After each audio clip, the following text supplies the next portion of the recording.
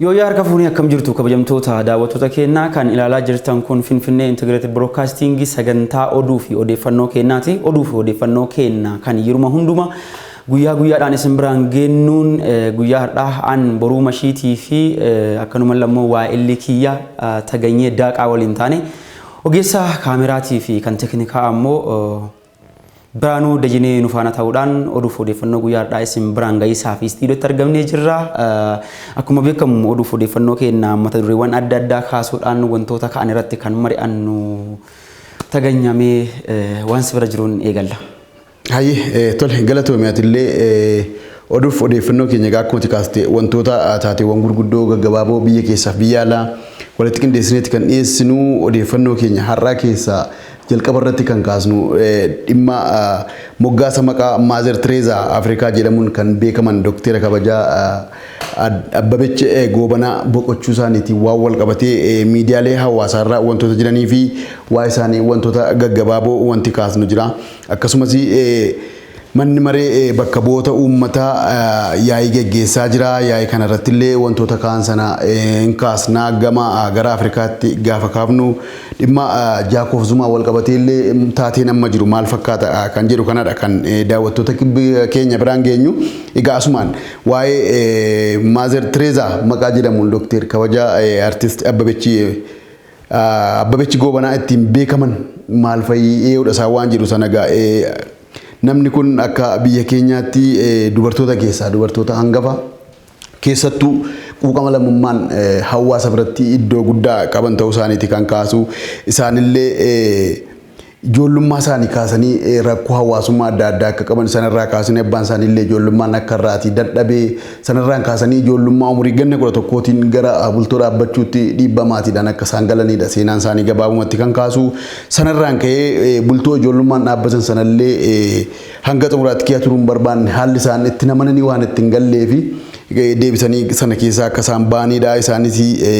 godina Shawaa Kaabaa aanaa Giraar Jaarsoo bakka Shaabal jedhamutti onkoloolessa 2019 kan dhalatan ta'uu isaaniiti ragaan waa'ee isaanii mul'isu kan agarsiisu bakkeewwan adda addaarraa kan ilaalle jechuudha. Egaa seenaa isaanii kana keessatti wanti nuun hawaasni illee isaaniif illee haaraan taane waan baay'ee kan beekan akkuma jirutti ta'e namni kun beela 1987 Itoophiyaa keessatti mudate sanaan wal qabatee waggoota 40 dura haalli isaaniitti namoota harka qalleeyyii gara mana amantaa tokko deemanii namoota beelaan haalaan rakkoo keessa jiran arganii daa'ima 2 fudhatanii guddisuu eegalanii sanarraa kaasanii gara dhaabbata instituushinii guddaatti guddisanii daa'imman 1000 lakkaan iddoo gurguddaan akka isaan ga'anii dhiyeenya kana kan COVID ergi biyya galeetii COVIDin qabamanii hospitaalatti yaalamaa turanii baatii tokko durallee kan dagatamuu hin qabne hin dadhaban jedhanii miidiyaa hawaasaa adda addaa irratti ergi barreeffame booddee waan sun dogoggora ta'uu baramee yeroo sana isaanillee lubbuun akka jiran illee odeeffamee egaa sanas haa ta'u kana guyyaa sanbata darbee kaleessaa adoolessa 4 bara 2021 lubbuun isaanii darbee kan boqotanii guyyaa awwaalcha isaanii borii akka ta'e jechuudha odeeffannoon gama isaanii jiru kan namaaf harkaa qabu. Dabalataan immoo Dookter kabajaa Abbabech Goobanaa jechuudha nama akkuma kaafte seenaa dansaa uummata Itoophiyaa biratti qabanudha. Haga boqaatii isaa kana dhagge isaanii kana dhaggean immoo hawaasni biyyattii karaa adda addaatiin gadda isaanii ibsataati kan inni jiru. Dookter kabajaa Abbabech Goobanaa kana dura daa'ima ofii isaanii fi horatan kan hin qabaanne yoo ta'eyyuu haadha kumaatoma jechuudhaan dubara ijoollee hedduu akka qaban haadha kumoota jechuun moggaasa akkasii argatanii jiran Maazer Tereezaa Afrikaatiin cinatti jechuudha. Kun immoo hojiiwwan isaan hojjetan hojiiwwan daa'imman guddisuu daa'imman maatii qalleeyyii fi haadhaaf abbaan qabne fidanii akka isaan lubbuun jiraatan kunuunsa barbaachisaa gochuu isaaniitii fi instituushinii Agoo Helmaa jedhamu Finfinnee keessatti dhaabanii daa'imman ittiin kunuunsaa turan keessaa kan uummanni Itoophiyaa ittiin isaan saaduu fi maqaa Hosee ittiin argatan keessaa tokko ta'ee jira. Kanumaan ol qabatee immoo guyyaa kaleessaa boqotanii hojjechaa isaanii eeganii uummanni biyyatti gadda cimaa keessa akka jiran namoonni gurguddoon biyyatuun qabdullee karaa adda addaatiin gadda isaanii ibsataa turanii jiran karaa fuulaa marsaa hawaasa isaaniitiin nagaan boqadhu lubbuun keessan haa jannatu kan jedhu namoonni hedduun maxxansaa isaaniitiin guyyaa kaleessaa guutumaan guututti akka haga hammaan tanaatillee kan godhamaa jiru. Kanuma namoonni gurguddoon biyyatuun qabdullee gadda isaanii karaa adda addaatiin ibsataniiti kan isaan jiranii akkuma beekamu awwaalchi isaaniillee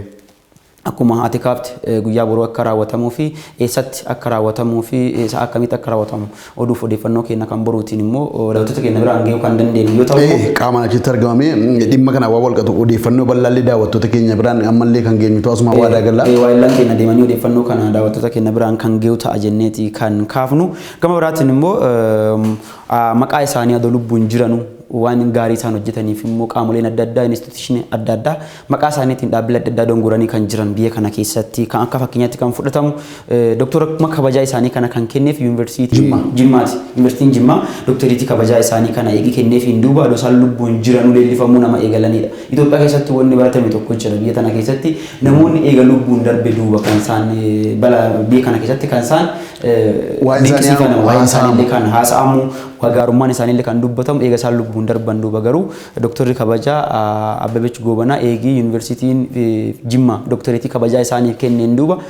bajaa dubbannu yuunivarsiitiin Jimmaa doktoreetii kabajaa namoota biyyatuun qabdu namoota jajjaboof yeroo hedduu kennuudhaan beekama. Doktor Artistii Alee Birraatiif illee kan kennu yuunivarsiitii Jimmaati. Akkanumallee ammoo doktor Lammaa Magaynanii akka turan ni yaadatama. Namoota Oromoon saadatan hedduudhaaf doktoreetii kabajaa kennuudhaan yuunivarsiitii beekamtuudha. Nama guddaa Itoophiyaa kana doktor kabajaa kan kenneef illee Abbabech Goobanaatii fi yuunivarsiitii Jimmaati. Eegisan immoo instituushinii maqaa adda addaatiin dhaabbatan maqaa isaanii leellisuudhaan adoo isaan lubbuudhaan jiranu kan moggaasa keessaa tokko yuunivarsiitiin Salaalee kolleejjii fayyaa qabu kolleejjii fayyaa Abbabech Goobanaa jechuudhaan kolleejjii fayyaa Abbabech Goobanaa jechuudhaan moggaaseeti kan jiru. Kan biraatiin immoo bulchiinsa magaalaa Finfinneetti wal'aansa dubartootaaf daa'immanii maqaa isaaniitiin moggaasa tokko kennee fi tajaajila akka kennaa jiru odeeffanneeti kan jiru. Gama biraatiin immoo baankiin Innaati jedhamu kan dubartoota jajjabeessuudhaaf dhaabbate dameesaa tokko magaalaa Finfinnee keessatti maqaa isaaniitiin moggaasee akka jiru odeeffannoo ni qabna. Akkuma kaafne wantoonni haaraan awwaalcha isaaniitiin wal qabatu kan haarataa yoo jiraate dabalataan kan kaafnu ta'a. Amma gara odeeffannoo biraatti darbin asumaan kan irratti hawaasa keenya hubachiisuu qabnu wayin kan dhaabnu wantoota dammaqaaste waan salphaa miti. Maaliif gaafa lubbuudhaan jiru namni sitti mul'atu gaarummaan yoo ta'u hin ciminni isaa mul'atu. Gaafunni du'e duwwaa keessattuu amma jaarraanuun keessa jirru kun yeroo teekinooloojiin hamma ta'etti babal'ataa dhufee jiru miidiyaa hawaasaa irratti riphennee waliif gadduu wal boosisuu kanarra namni gaafa lubbuun jiru yoo wal gargaare yoo wal bira dhaabate dokteerri kabajaa Abbabech Goobanaa gaafa lubbuun jiran hawaasa isaanii keessaayyuu namoota harka qalleeyyii namatti baqatu dhibee haadha ta'uudhaanii haadha kumaatamaa jedhamaniiti kan isaan beekaman yeroo isaan jiran dhaabbata isaanii ijoollee kanatti gargaaran namoota meeqa kontribuushinii yookiin hirmaannaa keessatti hirmaatee nama kana bira dhaabatee deeggaree hagam ta'a kan jedhu isaan warreenuma kana godhaniif dhiibna garuu akka biyya keenyaatti wantooti barataman kuni ergaa namoonni addunyaa kanarraa darbaniiti waa'een gaarummaa isaati haasa'ama kun aadaa yoomillee gara fuulduraatti dhalootatti darbuu kan hin qabne namni gaafa lubbuun jiru wal bira dhaabatee wal jajjabeessee cimina inni qabuuf beekamtii kennee hanqina inni qabu mootti kana yoo hidhe hawaasa keenya biratti baratamuu osoo qabaate waan jedhudha. Asuma wal qabatee bulchitoonni akka biyya keessaatti pirezidaantii Saalawarqi Zawudee, Dr. Abiy Ahmed, bulchiisa mootummaa naannoo Oromiyaa, ittaantuu kantiibaa magaalaa Finfinnee adde Adaanech Abeebee dabalatee dhaabbileen federaalaaf naannoollee boqochuu isaaniitiin gaddatti dhaga'ame erga adda addaa karaa Tiwiiteraa, karaa miidiyaa hawaasaa adda addaatiin dabarsaa jiru. Egaa waan hundaafuu daawwattoota keenyaaf kan waadaa gallu sirni awwaalcha isaanii eessattidha sa'aatii meeqattidha kan jedhu sana qaamaan ogeessonni keenya achitti argamanii odeeffannoo bal'aa duubarra kan isaan qaqqabsiisan ta'uu isaati jechuudha. Asirratti wanni dabalataan kaasuu qabnu kana dura irraa tuttee turte ati dhukkuba weerara COVID-19tiin akka isaan qabaman dhaga'ameeti kan inni ture kanumaan wal qabatee baatii tokko dura boqachuunis akka isaan boqatan odeeffannoon dogoggoraa darbee ture kanumaan namoonni duun dogoggoranii maxxansaa isaanii irratti facaasanii turanii deebi'anii ariitiidhaan haqanii turanii haa ta'uti garuu amma dhibee isaan mudate kana weerara COVID-19 dandamachuu dadhabuudhaan kan isaan dullumaanis walitti dhufee naannoo waggaa 8 waa'ee boqochuu isaanii kanallee konfirmi godhamee kan odeeffamuudhaaf kana dura yeroo odeeffamu soba ta'ee waan argameef namoonni hatattamaan wanni kun dhugaaf dharummaa isaa adda bafachuudhaaf kan isaan amansiise dhaabbatuma isaan hundeessan kan Agoo Olmaa jedhamu kana isattuu maxxansaa isaatiin Maariyaa Tereezaan Afrikaa boqotanii jiru kan jedhu maxxansaa gabaabduu maxxansanii asumarraa kaa'ameeti kan dhaabbaticharraa kaa'ameeti kan odeeffame nuti immoo miidiyaadhaan hordofne ogeessonni keenya garas deeman odeeffannoo bal'aa awwaalcha isaaniitiin wal qabatu irratti akka daawwattoota keenya biraan ga'an abdii qabna amma gara odeeffannoo keenya lammeessootti darbina odeeffannoo keenya lammeessootiin akkuma atiin gafa kaaftee turte manni marii bakka bu'oota uummataa jechuudha waldeennaa afuraffaa addaa jechuudha kan idileetii mati waldeennaan tuni waldeennaa addaa afuraffaa ta waggaa bara hojii jaaffaa jedhamu irratti waldeebanii waliin mari'ataati kan isaan jirani achirratti immoo ministeerri muummee Dr. Abiyyi Ahmed bakka bu'oota uummataa fuulduratti argamanii gaaffilee ka'aniif deebii kennan irratti argamu yeroo ammaa kana deebii kennaniiti kan isaan jirani kanuma wal qabatee gaaffilee achitti ka'an keessaa ciccimoo kan jedhaman irra deddeebi'an hangammaatti amma nu stuudiyoo gallu kanatti wantooti qindeeffaman kuni gaaffii miseensonni mana maree bakka buutotaa kun kaasan keessaa wantoota muraasa daawwattoota bira keenya biraan geenya yaa'ii kanarratti qaamolee adda addaati kan argamanii miseensota mana bakka buutota uummataa qofa osoo hin taane ministeeronni adda addaa biyyoota alaallee ambaasaadaronni abbootiin amantaa argamanii akka jiranidha. Kun egaa filannoo marsaa jaaffaa biyyi kun gaggeessite booddee yaa'iin kun yaa'ii addaati. Haa ta'uyyuu malee isa jalqabaa ta'uu isaati. Kana wal qabatee muummeen ministeeraa Dr. Abiyyi Ahmed wantoota haala waliigalaa jiran kaasaniiru bakka buutota hirmaattota waltajjii kanaa fi achirratti dhimmootni akka ijootti hawaasa bira ka'an dhimmoota qaala'insa jireenyaati wal qabatu haalli tasgabbii yeroo ammaa biyya kana keessa jiru maal fakkaata akkamitti gara kamitti adeemaa jira waan jedhu isaan kun kaaniiru isa kanarraa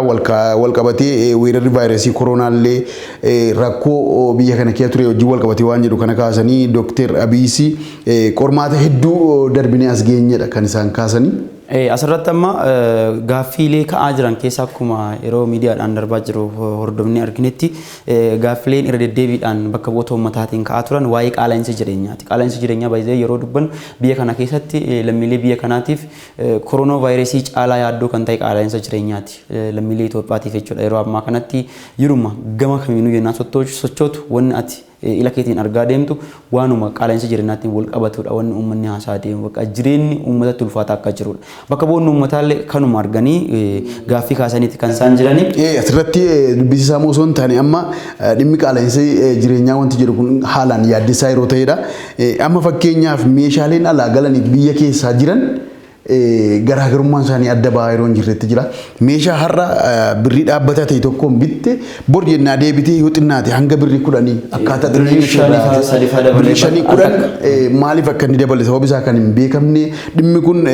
gabaa firii maarket waan jedhamu sanaan waan gadhiisii wayii ta'e fakkaata. Hordoffii fi to'annoon gama kanaan jiru maa'inni wanti kun akka itti yoo itti fufee keessattuu namoonni galii giddu galeessaa qaban biyya kana keessa jiraatan akkamiin jiraachuun danda'ama. Wantooti deelii dhalli namaatti fayyadaman yeroo hunda dhalli namaa fayyadaman kun gatii har'a bitteen yoo galgala kana bittee ganama dhattee waanuma edda bittee ganama gatii sanaan argiteen bitattu amma. Hawaasni kanaan wanti kun akka yoo kan itti fufu ta'e garamitti adeema egereen galii namoonni giddu galeessa qaban biyyi kun namootuma sirna kaapitaala guddaa qaban qofa kan isaanii ta'uu qofaatti gara adeemtutti waan nama fakkeessu wayitu jira. Maaliif dhimmi kun ammallee miseensonni mana maree achirra duwwaa ta'anii gaafachuu duwwaan furmaatan ta'u. Dhimmi lammii biyya kanaa nama kamiinillee miira keessa galchee namni bakka haalli irraa dubbistu suuqii tokko dhattee waan irraa argitee bittee edda bittee farra bittee garaagarummaa waan qabuuf namni waan bituutti gammadaa miti. Dhimmi kanarratti xiyyeeffannaa laatee hordoffiif to'annoon gama kanaan jiru maal ta'uu qaba waan jedhu kun furmaata waaraa kanatti laatamne yoo ta'e egeree biyya kana baay'ee ulfaataa ta'uu isaadha jechuudha. Qaala'insi jireenyaa lammiilee akka wareersaa jirudha bakka bu'oota uummataalee kan gaafatanii kanumaan wal qabatee immoo Dr. Abiyyi Ahmed deebii kennaniiti kan isaan jiranii COVID-19 fi weerarri COVID-19 fi akkanuma immoo hoomaan awwaannisaa akkanuma balaan uumamaatiif kan namtolchee biyya tanarratti irra deddeebiidhaan mudataa jiru rakkinoota kanaaf awwaannisaa waa wal qabatu rakkinoota kanaaf hamaa rakkinoota kanaaf sababa ta'uu akka danda'an kaasaniiti kan isaan jiranii keessayyuu hoomaan awwaannisaa akkuma beekamu Oromiyaa gara bahaa kana gara godinaalee Harargee keessatti balaa guddaa dhaqqabsiiseeti kan inni ture. Kan biraatiin immoo gara kaaba biyyattiitti naannoo uummanni Oromoo Walloo keessa jiraatuu fi raayyaa kan jedhaman kana keessatti haala adda ta'een miidhaa guddaa dhaqqabsiisee akka ture ni yaadatama. Kanuma wal qabatee rakkinaalee qaala'insa jireenyaatti wal qabatan kanallee akka isaaniin wal qabatu sababa kanaaf sababi balaan uumamaa kaka'ee jira, balaan namtolchee kaka'amee jira. Wantoota akka kanaatiin akka qaala'insi kun uummata wareerse Dr. Abiy Ahmed dubbatanii haa ta'uti garuu ministeerri muummee Dr. Abiy Ahmed Itoophiyaan qormaataalee isii mudataa jiran hunduma isaayyuu darbitee gara guddinaatti deemaa jirti. Xurree guddinaa qabattee jirti kan jedhu jala kan isaan kaasan jala sararanii jechuudha. Akka fakkeenyaatti wanni isaan kaasan guddina gubbaa jirra kan isaan jedhan keessaa tokko bokkee uumamaa malee jallisii fayyadamnee Oromiyaa fi iddoowwan adda addaatti qamadii haga kuntaala miliyoona 15 argannee jirra galfannee jirra gara manaatti kan jedhu kun immoo guddinni biyya tana keessa jiru kan biyya keessaa jechuudha haga tiriliyoona 3 dhaqqabee jira kan jedhu kana dura Itoophiyaan qabeenya waliigalaa biyya keessaa guddina akkasiin galmeessistee jirtu tiriliyoona 2 akka ta'e kaafamaati kan ture amma tiriliyoona 2 tuqaa waan ta'e wayiitu kaafamaa ture amma immoo tiriliyoona 3 irra geennee jirra kan jedhan kaasanii jiran guddina Itoophiyaan daandii guddinaa qabatteerti jedhanii kasaan fakkeenyaatti kaasan keessa kun immoo wanni alatti ergan dhibbantaa 18 ga'ee jira kan jedhan kan isaan kaasan. Alarraa fudhatuun Itoophiyaan akka beekamaadha. Amma immoo wanni gara alaatti erginu dhibbantaa 18 irra ga'ee jira kan jedhan kaasanii jiranii galiin nama tokko giddu galeessaan waggaatti doolaara 1,000 akka ga'udha. Gara maallaqa Itoophiyaatti yoo shallagni kan haga qarshii 50,000 namni tokko waggattiin argata jechuudha giddu galeessaanii kan isaan kaasanii akka hanqinaatti immoo kan ka'ee jiru lammiileen Itoophiyaa dhibbantaa 60 kan ta'an humna ibsaa gahaa argataa hin jirani kun rakkina hamaa nu mudatee jiru waan ta'eef kan itti deemamee adeemsaan furamu ta'uusaan kan kaasanii jiranii hidhi guddichi biyyattiillee kan hidhamaa jiru rakkoo kana akka furuu danda'uudha kan kaafamaa jiru kan biraatiin immoo baankota tajaajila baankii irratti lammiileen biyyattii kana dura dhibbantaan 38 qofa baankii tajaajilamaa turan amma immoo dhibbantaa 38 irraa gara dhibbantaa 66 tuqaa lamaatti guddatee jira. Dameen daldala baankota Itoophiyaa keessa jiranii kana dura 5,100 irra turee jira amma immoo 7,100 dhaqqabee jira garaagarummaa yeroo gabaabaa keessatti 2,000 dameewwan baankii 2,000 ta'an didiriirfamanii lammiileen biyyattii maallaqa biyyattii haala qisaasa hin qabne itti fayyadamaa jiran kan jedhu kan isaan kaasanii kanumaan wal qabatee imaammata maallaqa hoogganu irratti illee Itoophiyaan guddina cimaa akka argamsiisaa jirtudha akka bara bakka mootummaatiif isaan kaasan jechuudha. Asirratti kan kaastee ilaallu maalidha seete amma dhimmootni maallaqaan wal qabatan biyya kana keessatti maallaqni kana dura baankiiwwan keessa itti fayyadamnoonni yookiin dhaabbileen maallaqa isaanii baankii kaa'achuu diduu birriin maallaqni biyya keessa jiru bakkeewwan adda addaatti harka nama dhuunfaa irratti galee jira waan jedhuu fi Itoophiyaan akka waliigalaatti maallaqa biyya keessa jiru jijjiirtee noottii yookiin birrii abbaa 200 haaraallee itti dabaltee sochii birrii jijjiiruudhaan gara kanatti dhufte egaa sana akka ka'umsaatti kan isaan kaasan sanarraa kaaseeti maallaqni jechuun amma baankii tiriliyoona 1 akka inni caalee jiru kan isaan kaasan maallaqni akka biyyaatti jiru kana guddinni Itoophiyaa biyya keessaallee tiriliyoona 3 ol ga'ee akka jirudha kan isaan kaasan garuu egaa wantooti kun akka waliigalaatti kan isaan kaasanii garuu gara haala qabatamaa hawaasni keenya keessa jirutti yoo fidde dhimmootni kun gara fuulduraatti haala lamma qaala'insaa wal qabatee jiru kun kaapitaal lamma akka isaa waliigalaatti kaafaman kun hawaasa hundaadhaa kan itti fayyadamaa jiru hawaasa hunda fayyadamaa taasiseera haalli hawaasni keessa jiru immoo jireenya isaa guyyaa guyyaa irratti jijjiiramni jiru maal fakkaata waan jiru kana sadarkaa gadiirraa kaastee gara oliitti gaafa laaltu dhimmooti kun ammallee dhimmoota xiyyeeffannoo barbaadanii ta'uu isaatii. Keessayyoo waa'ee guddinaatiin wal qabatu irratti ichi individual jechuudha namni tokko dhuunfatti Itoophiyaa keessatti waggaatti galii haga doolaara Ameerikaa 1,000 argata jechuun guyyatti namni tokko haga maallaqa Itoophiyaa ammaan tana haga jijjiirraa ammaan tana jiruun haga 145 namni tokkoon argata waan jedhamudha. Amma kun lammiileen giddu galeessaan kun baay'ee yeroo hojjetamu herrega mataa isaa qaba. Ogeeyyota dinagdee waan hojjetan hayyoonni dinagdee yeroo waan akkana kana hojjetan giddu galeessa fudhatu. Kana jechuun galii waggaatti guyyaa tokkotti jechuudha lammiileen Itoophiyaa kamiyyuu galii haga maallaqa 5,000 argatu jechuudha tilmaamaan yookaan kun immoo qabatamaan yoo gaditti deebine warra argatanillee kana ol warra argatan jiru. Baay'ee Itoophiyaa keessatti ganama kana jechuudha namni Dubaay deemee ciree isaa nyaatee asitti deebi'u isaatiin dhaqqabdeef deebi'ee laaqana isaa immoo Itoophiyaa keessa nyaatu jiraachuun dhaba jedhee yaadu guddinaa jedheen tokko garuu kan waan nyaatu iyyuu dhabee Wama xinnoo as biyya keessa ciree isaa nyaachuudhaaf daabboo tokko bitachuu kan dadhabee ila namaa laalu harka namaa si ilaalu daabboo naa bitee kan harka namaa ilaalu daandiirra jiru meeqatu jira. Ameerikaan fakkeenyaaf yoo fudhatte we are 99 jedhanii of yaamu nuti guddinni dhibbantaan 99 kan jedhamee jiru kun nuti hiyyeeyyeedha warra persi dhibbantaa tokkotu guddatee fagaate guddinni addunyaan laalaa jirtu kan Ameerikaa keessa jechuudha lammiileen Ameerikaa yeroo hedduu yeroo mootummaa isaanii qeeqan akka jedhanii fada we are 99 jedhanii kan isaan of waaman nuti 99 yoota warra tokko qofattu guddate kan isaan jedhanii herregni warra ogeeyyota fayyaatiin hojjetamu kunillee tarii yoo gara qabatamaatti deebi'u gaaffii kaasuu danda'a ilaa normaalitiin yoo ilaaltu tarii saayinsii duwwaa irratti yoo kan xiyyeeffatu ta'e amma namni tokko galiinsaa guyyaatti birii 145 kan biyya keenyaa yoo ta'e gara kilaasifikashinii wayii qoqqooddee gaafa laaltu birii 145 maal bitaa waan jedhu sanattidha kan dhufuun siree laasii galee almost galiin sun argatu namni tokko maallaqa kana yoo argate wantooti inni bitu garuu birriin kun maal bittee nama success gochuu dandeessa amma milkeessuu dandeessa amma deemsise kan jedhu kun egaa isa kana warra hayyoota dinagdeef dhiifna isaanidha dhimma kana kan xiinxalu waan ta'eef. Dinagdee kun herregni dinagdeedhaan hojjetamu warri ogeeyyonni akkana hojjetan fakkeenyaaf ogeeyyonni fayyaatillee ilaalchi isaan ittiin hojjetanuu fi qabatame lafa jiru yeroo tokko garaagara ta'e yeroo argamu. Hayyooti dinagdeetu jechuudha. Hayyootumti adda addaatu fakkeenyaaf gamoo qaama hunda fakkeenyaaf ogeeyyonni adda addaa waan hojjetan irratti saayinsii bu'uura godhatanii yeroo hojjetanitti wanti isaa dhugummaa qaba garuu gaafa gadi deebitee ilaaltu garaagarummaan bal'aan yoo uumamu uummanni gaaffii kaasa beektaa. Amma fakkeenyaaf ani eessaa fudhee maallaqa hangana horadhe jedhu namni fakkeenyaaf maallaqa ji'aatti birii 350 qacaramee jiru Itoophiyaa keessa yoo jiraate akkamitti akkana dhufuu danda'a kiyyamaa fi eessa jira kiyyamaa fi naan kennamne jedhee gaaffii kaasuu kan danda'u jiraatu danda'a ta'uti gaaffiiwwan adda addaa ka'aa jiranii fi ministeerri muummee bakka mootummaa fuulduratti argamanii deebii kennaniiti kan isaan jiran odeeffannoo kanaan wal qabatan kan biraa yoo arganne yeroo biraatti kan itti qabannee deebinu ta'a. Odeeffannoo hanga istuudiyoo galuutti gaaffiiwwan kanaan wal qabatanii ba'anii egaa wantooti baay'een kana booddee ba'uu malu daawwattoota keenya isaanillee hordofanii waan jiru nullee hordofnee asumaan kan biraan deemta amma gara odeeffannoo keenyaa kan biyya alaatti osoo hin darbin dhimma lammiilee Itoophiyaa biyyoota bakkeewwan adda addaa irraa galaa jiranii waa xinnoo kaasuun barbaade maaliif lammiileen Itoophiyaa 2531 Saudi Arabiyaa irraa gara biyyaatti deebi'uu isaaniiti odeeffannoon ganama kana raga fuula